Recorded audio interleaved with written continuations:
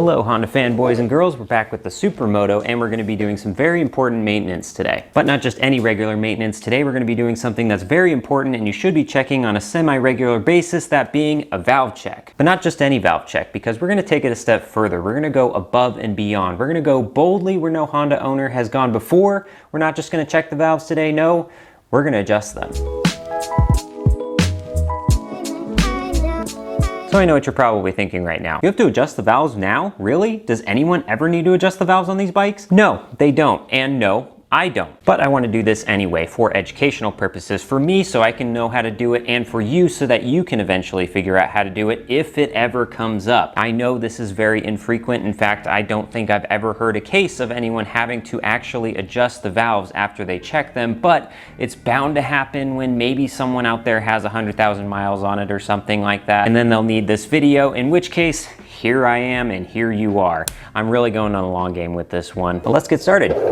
So now we can get this party started by getting the tedious, obvious things out of the way first. That being, pull the seat off, take the shrouds off, pull the tank out of the bike. If only was that easy for you, but unfortunately you do not have what I have, which is movie magic. Now we can actually get to the nitty-gritty of checking these valves. But that's still kind of tedious, so we're gonna take another page out of the movie magic handbook, that being video montage time.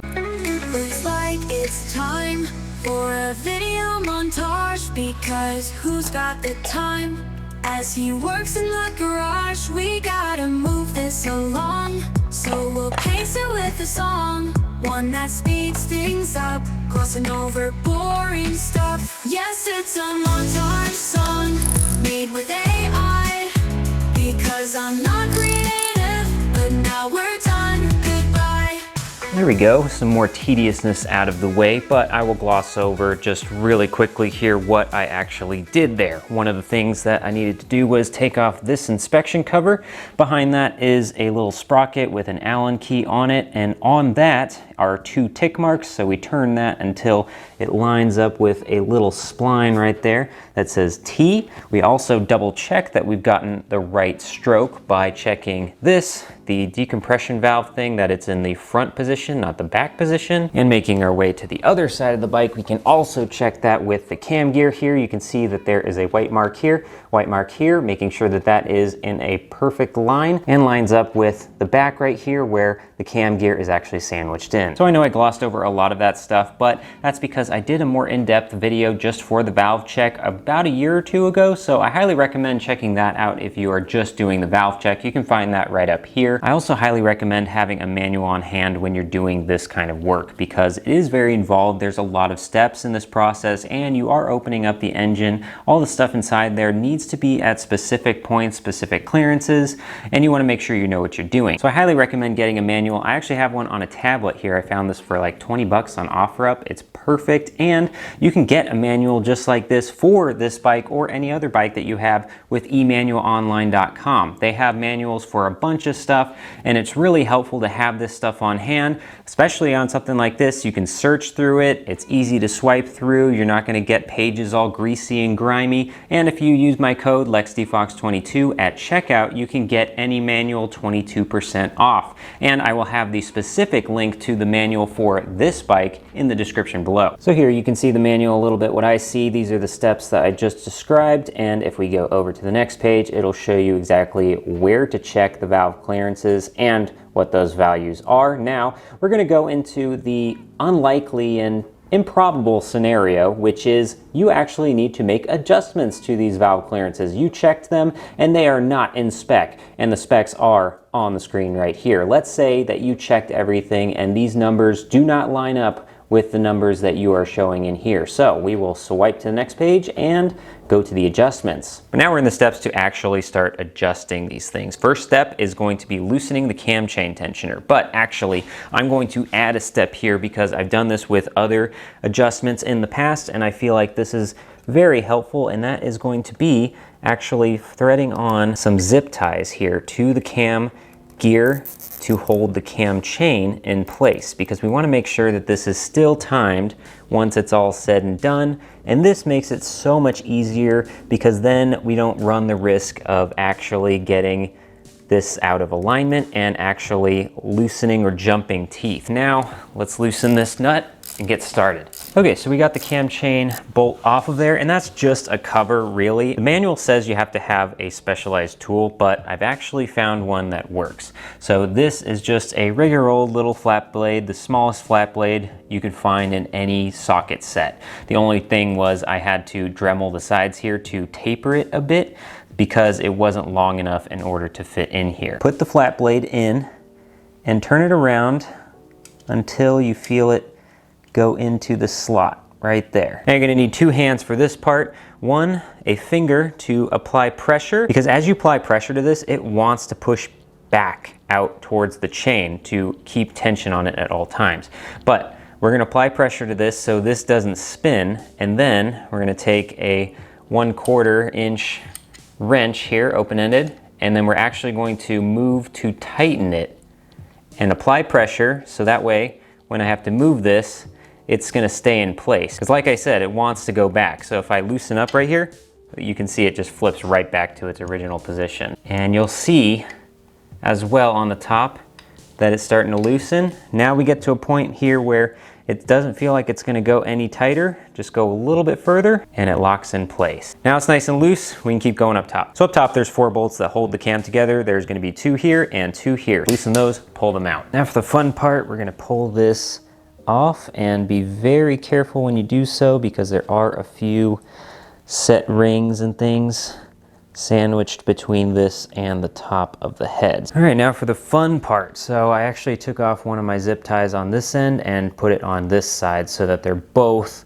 on one side. That way I can have as much room as possible. Rotate this off of the cam gear just a little bit, enough to move this thing out of the way. So I know it looks a little weird in here, but I can gain access to all the shims that I need, starting with the intake. That's gonna be these 2 right here. So they're covered right now by this rocker, which is attached to this rod. All I gotta do is just lift them up and move them out of the way, just like that. Now you can see the different shims on each of these springs here. Then to get access to the exhaust, we just need to move this cam basically to the other side of things. We can get access to the exhaust ones as well. Again, rockers right here on a dowel pin, and the shims are actually sitting way up top here. So all you gotta do with these rockers is just lift them up and out of the way. With the magnet, pop that guy on there and slide it out, just like that. And again, get a hold of that thing and